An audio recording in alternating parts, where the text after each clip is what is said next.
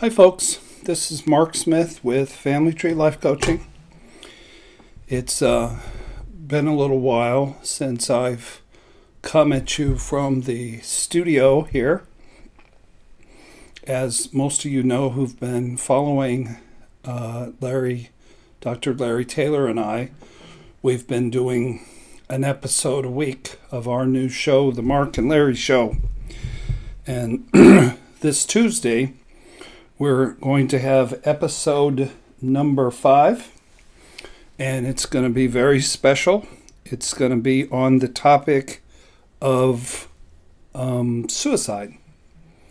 And I'm going to have 3 very special guests.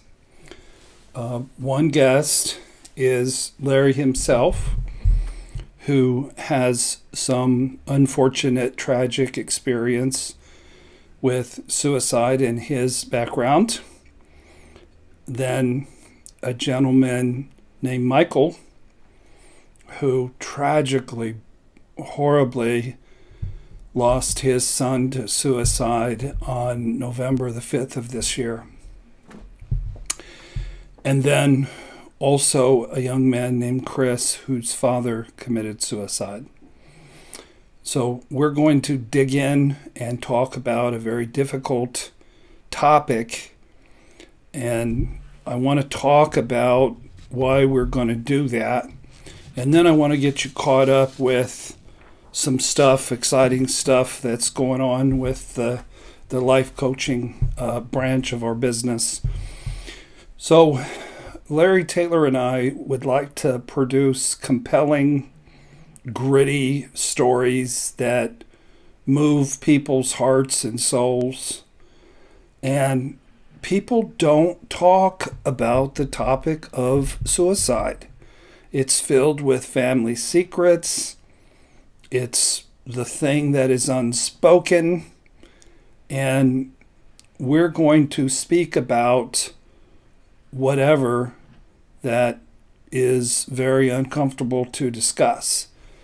And I hate it when somebody commits suicide and in the paper it says he passed away. Well, no, he didn't pass away. Something way bigger than that happened. My biggest thing that I ever see on a family tree in 4 generation is suicide. It's huge. It's massive. I don't know if people know this, but the annual suicide rate has increased 24% between 1999 and 2014. And I wonder, I don't have the statistics with me, I wonder what it is now during COVID. And we know that suicide is underreported. On average, there are 132 suicides every day. And we're going to produce this really powerful show on YouTube using Zoom. So we'll have 4 men coming from 4 locations to help you as listeners, to help these men, especially Michael, whose grief is so profound and so fresh.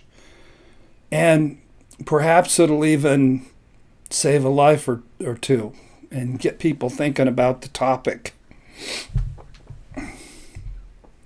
When I was a freshman, when I was a junior at Purdue University back in 1980, I decided to take a philosophy course. I didn't know anything about philosophy. And I was delighted to discover that my teacher, Dr. Larry Axel, had been voted Purdue Professor of the Year 3 times. He was the Professor of the Year in all of Purdue University 3 times. Whenever you got an A on a test, I swear to God, he would take you to lunch. I didn't go to lunch a lot. I think I went one time, but he was super kind and personable and open and smiley. One day, many years ago, I was seeing a client of mine at Community North Hospital who was on the psychiatric ward, and I run into Dr. Larry. This Dr. Larry, not the other Dr. Larry. Dr. Larry Axel, and we sit and we talk, and he tells me his father was a harsh German man and just ruled him and made him work, and that is the stereotype of German people, is they're harsh, hard workers. And I wished him well, and I didn't think much more about it. But I had an office down in Martinsville, Indiana, and that's about an hour south of Indianapolis, and I was on 465, and I was headed south to Martinsville. And I just had a very sick feeling in my stomach. This is a couple weeks later. All the traffic heading north was stopped. And this dear man, this beautiful man, this gifted teacher, this professor of the year, had stood in front of a semi-truck. What a way to punish yourself and to harm yourself if you're going to kill yourself. I mean, talk about being blasted with shame. It broke my heart. It still breaks my heart. I wish I could have had a chance to work with Larry and help him, because I've helped lots of people who were suicidal get their joy back, get their sparkle back, get their mojo back, and forgive themselves and heal the wounds of their childhood. Suicide is a horrible thing. One day during my shattering period in 2000, this would be about 2016, I was really low and down, and frankly, I had decided that that was the day I was going to kill myself. And, but I wanted to play basketball one more time. I thought, if I'm going to die, I might as well get some ball in before I die. I even had a plan. My plan was I had about 8 Ambien, and I had 2 cars and 2 motorcycles. I have an old 1985 Honda Nighthawk 700 motorcycle, 1985.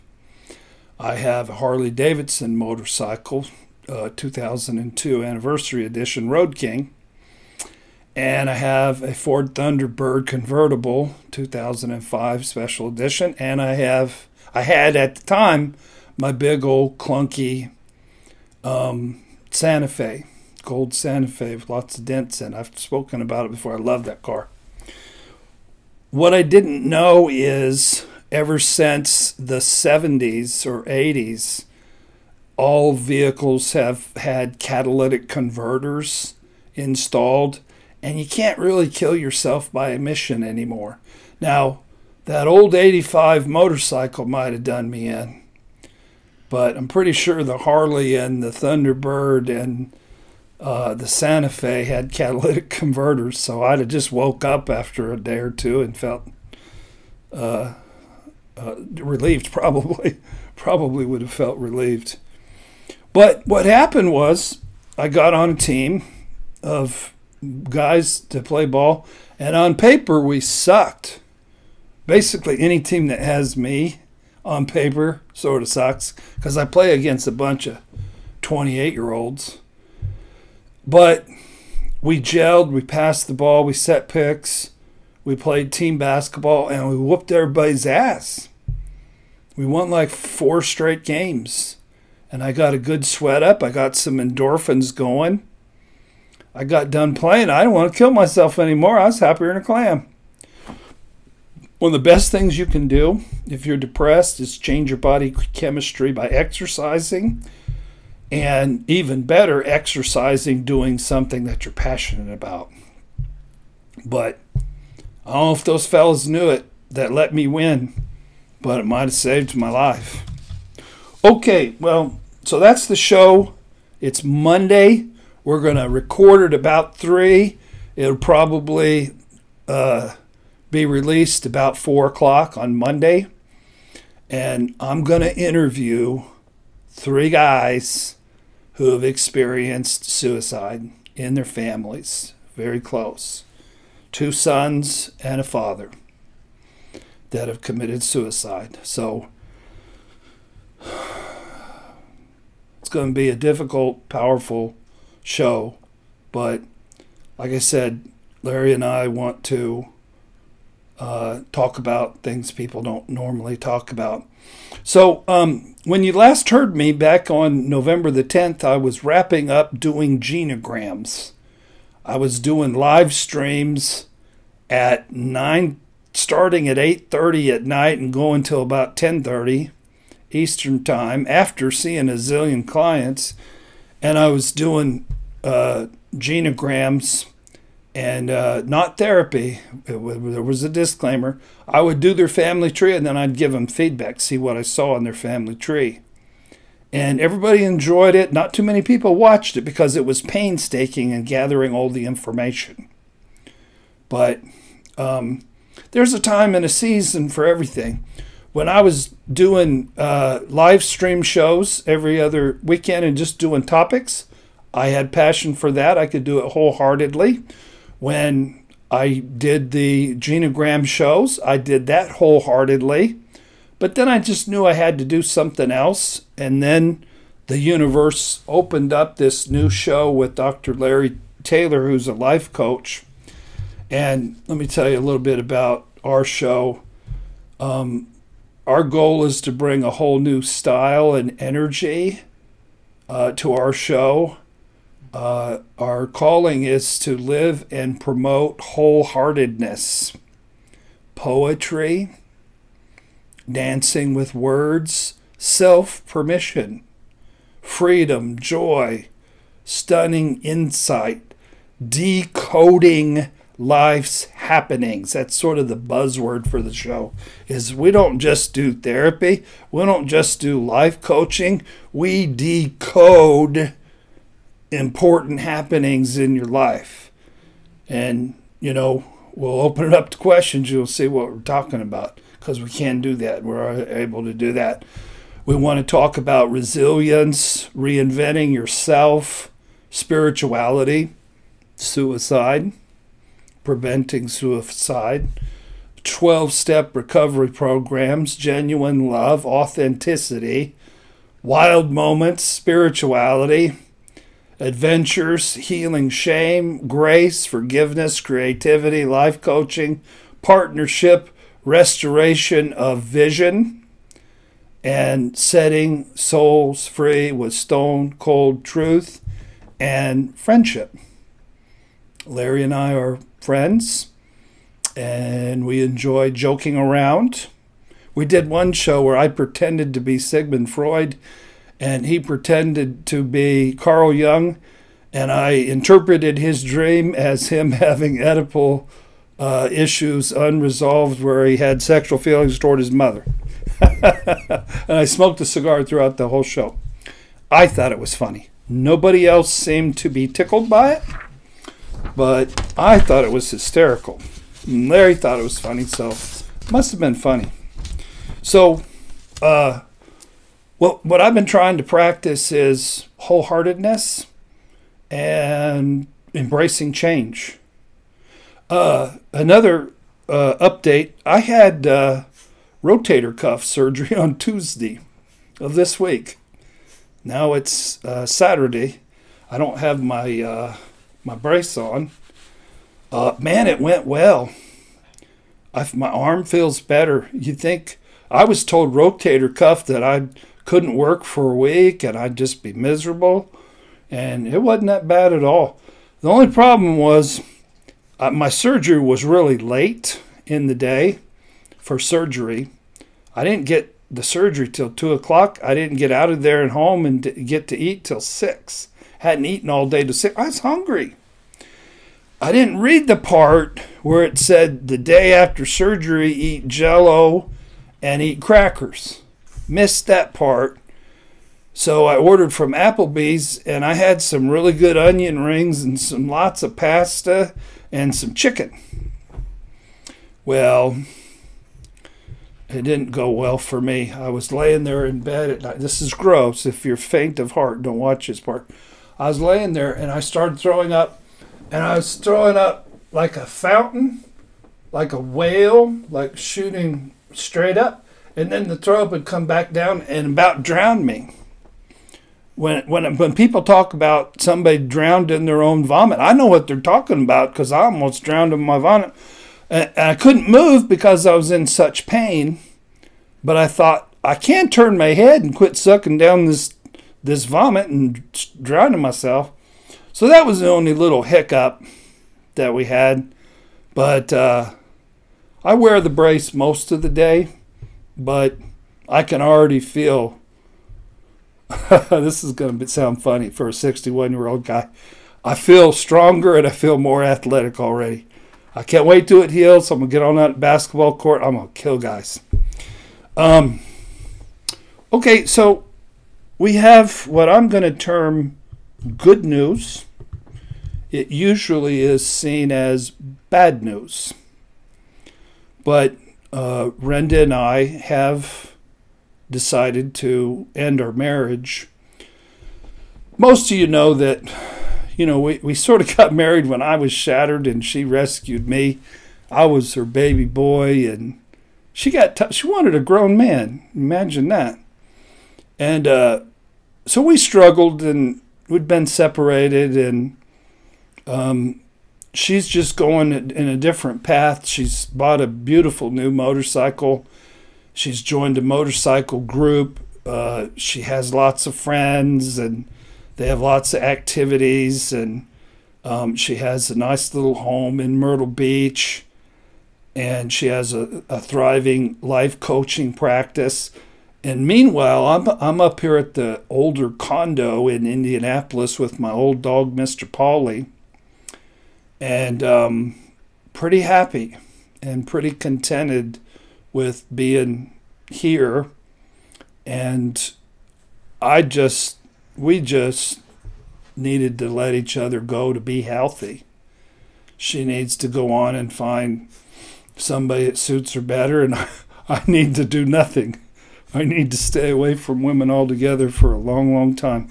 But I wish Rinda the very best, and I'm very grateful for all that she's done for me. I'm very grateful for all that she's done for Family Tree. I myself am working a 12-step program on love addiction, which has been super helpful to me. I'm working with a great counselor, Paul Hartman, and I'm dealing with he's making me go back and count how my love addiction has cost me, not only emotionally, but also financially. It's that first step where you're really taking a searching moral inventory. So why is that good news? Because Rinda needs to go be Rinda and rock it, and I need to go be Mark and rock my life. And we weren't rocking things together. We were slowing each other down and not getting the job done in terms of reaching the world as much as we could have. So it sounds like bad news, but it's a blessing. Then the last thing is I might be starting a new show down the road. I don't know the timing. We got to sort out some details, but I might be starting another show, very much like the show with Larry, except with a female life coach. And I don't know the name of the show. I don't know the topics. I don't know the vision. I just know the life coach, and I don't know the timing. So another new show's coming up. Now, Family Tree Counseling is really thriving. We've got 2 young therapists ready to join us on board. So if you're locally and here in Indianapolis and you need a therapist, then give us a call and we'll hook you up with some really talented senior therapists and some talented younger therapists.